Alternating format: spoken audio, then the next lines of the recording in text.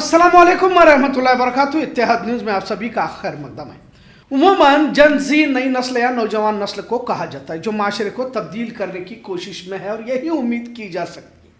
यह डिजिटल नस्ल है जो हमेशा ऑनलाइन रहती है, कभी ऑफलाइन जिंदगी को इन्होंने जीना सीखा नहीं। खासकर जो 2000 में पैदा हुई और अब 2025 में ये नस्ल नौजवान बन चुके हैं। इन पर कुछ लोग ज्यादा उम्मीदें लगाए हुए हैं तो एक बड़ा तबका इन पर उम्मीद रखना बेकार कहता है और इनसे उम्मीद को खारिज करता है और अब तक की कमजोर नस्ल के तौर पर इन्हें देखा जाता है। 2000 में पैदा हुई नस्ल जो आज 25 साल के नौजवान बने हुए हैं, इंतहाई नफसियाती दबाव में देखे जा रहे हैं। इनके सामने किसी तरह मुस्तकबिल नजर नहीं आता। इनकी सुबह और शाम मोबाइल स्क्रीन से शुरू होकर मोबाइल स्क्रीन पर ही खत्म होती है। जिस्मानी तौर पर कमजोर और जहनी तौर पर मरीज और तरबियत बजाय किताबों के सोशल मीडिया पर हासिल की चुकी है। बड़े बुजुर्गों से इनका रवैया इंतहाई बेहुदा पाया जा रहा है। इनकी सुबह और शाम टिकटॉक, इंस्टा, फेसबुक पर ही गुजरती रहती है। एक तरफ मायूसी का शिकार और ख्याली दुनिया जो हकीकत से कोसों दूर है, मोबाइल में जो नजर आता है उसी में वो जीते रहते हैं। जाहिर है सबसे ज्यादा गर्दन और पीठ की हड्डियों के मर्ज में मुलविस पाए जा रहे हैं। और ये बात ऐसे ही नहीं, बाकायदा इसकी रिपोर्ट है जिस्म में ताकत की कमी है। अगर आखिरी ताकतवर नस्ल कहा जाए तो 80-90 के दौर के लोग जो आज भी 5-10 किलोमीटर की मुसाफत यूं ही तय कर लेते हैं, लेकिन ये जन ज़ी घर के करीब के दुकान को भी जाना हो तो गाड़ी के बगैर नहीं जा सकते।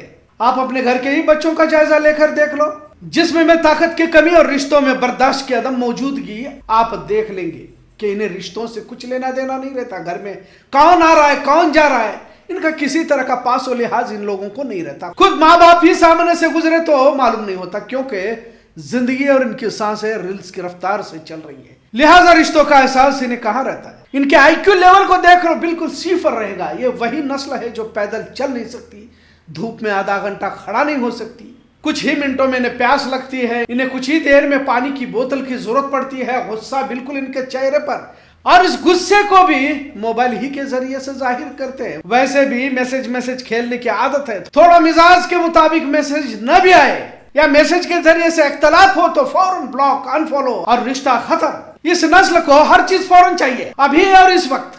इसकी परवरिश भी तो ऐसे माहौल में हुई है, सब्र का सबक इन पर असर भी नहीं करता।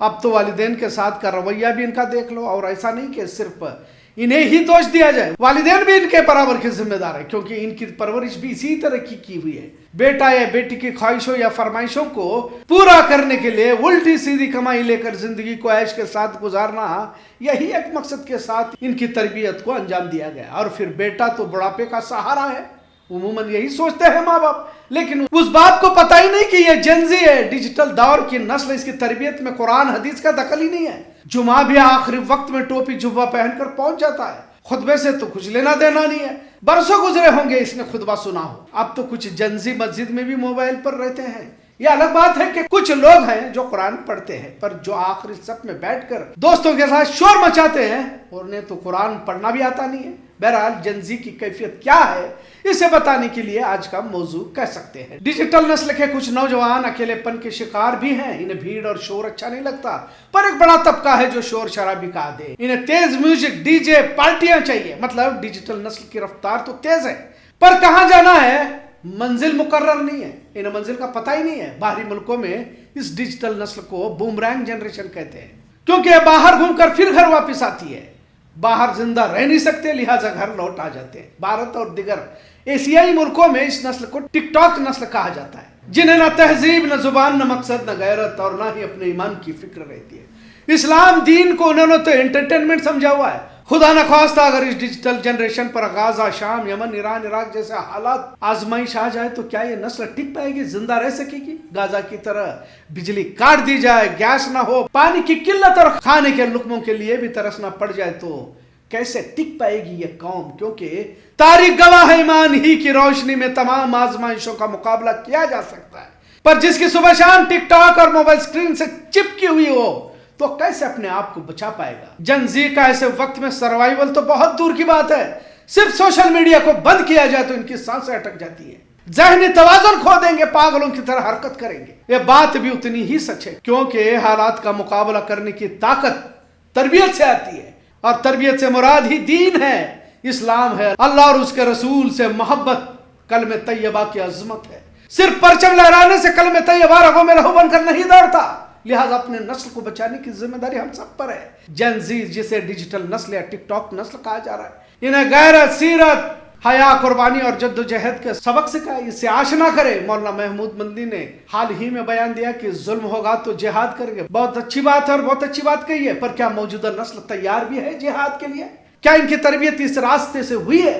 کیا غیرت ایمانی کا درس ہم نے اس نوجوان نسل کو دیا ہے؟ ایک بڑا طبقہ کن حالات سے گزر رہا ہے سبھی جانتے ہیں، کیونکہ ہر گھر میں نوجوان ہیں اور ان کی روزانہ کی زندگی کس طرح گزر رہی ہے سبھی دیکھ رہے ہیں۔ ان کی صبح کب ہوتی ہے سبھی دیکھتے ہیں۔ بڑا اکثر طبقے کے بارے میں ہم بتا رہے ہیں، وقت اب بھی نہیں گیا ہے۔ نوجوانوں کے گروہ تو ہے، لیکن گالی گلوچ، آپسی جھگڑے، مارا ماری، چھرے بازی کو چھوڑ کر بتائے تو صحیح کیا اور کیا رہتا ہے؟ اور یہ سب اپنے ہی محلے میں بہادری کا مظاہرہ کرتے رہیں گے۔ گانجا نوشی ہمارے علاقوں کا بڑا دہتا مسئلہ ہے، گھروں میں ہی دین کے باغی پیدا ہو رہے ہیں۔ سیاسی لیڈر، تنظیمیں، پارٹیاں اس جنزی کا استعمال غلط طریقوں سے کر رہے ہیں۔ سوشل کمیٹی یا سماجی خدمات کے نام سے سینکڑوں ادارے تو بن رہے ہیں، کتنے اپنے مقصد میں کامیاب ہو رہے ہیں، یہ بھی تو سوال اتنا ہی اہم ہو جاتا ہے۔ لہٰذا تعلیم کو لے کر جد و جہد اچھی ہے، پر دین کی تربیت کے ساتھ تعلیم کو دینا کہیں تو چھوٹتا جا رہا ہے۔ میں تو بار بار کہتا ہوں کہ دنیائی زندگی میں بڑا افسر یا کلیکٹر بننے سے تو اچھا ہے کہ غریب دیندار ہی بنو۔ بڑے بڑے عہدوں پر صرف نام کے مسلمان اس لیے دیکھے جاتے ہیں جو قوم کے کسی کام کے رہتے ہی نہیں، کیونکہ ہم نے تعلیم کو روپے کمانے کا ذریعہ بنایا ہوا ہے۔ تبھی تو حالات بد سے بدتر ہوتے جا رہے ہیں۔ پہلے تو اس دور کی نسل ہی کمزور ہے، اب تو مختلف امراض کم عمر اور کم سین عمر کے بچوں میں آ رہے ہیں، ذہنی دباؤ، ذہنی مریض ہوتے جا رہے ہیں۔ آج کا موضوع اسی جنزی کی حقیقت پر تھا، کیونکہ آپ کے سامنے رکھنا بھی ضروری تھا۔ نوجوان نسل سے امیدیں تبھی لگائی جا سکتی ہے جب نسل مضبوط، صحت مند اور جرأت مند ہو، اور سب سے اہم ایمانی جذبوں سے سرشار ہو۔ وقت سے پہلے جنزی کی تربیت ضروری ہے تاکہ موبائل کی اسکرین میں کہیں نوجوانوں کا مستقبل ڈوب نہ جائے، اتنا ضرور۔ آج کا موضوع کیسا لگا اس پر ضرور کمنٹ کریں۔ اتحاد دیکھنے کے لیے شکریہ۔ اللہ حافظ۔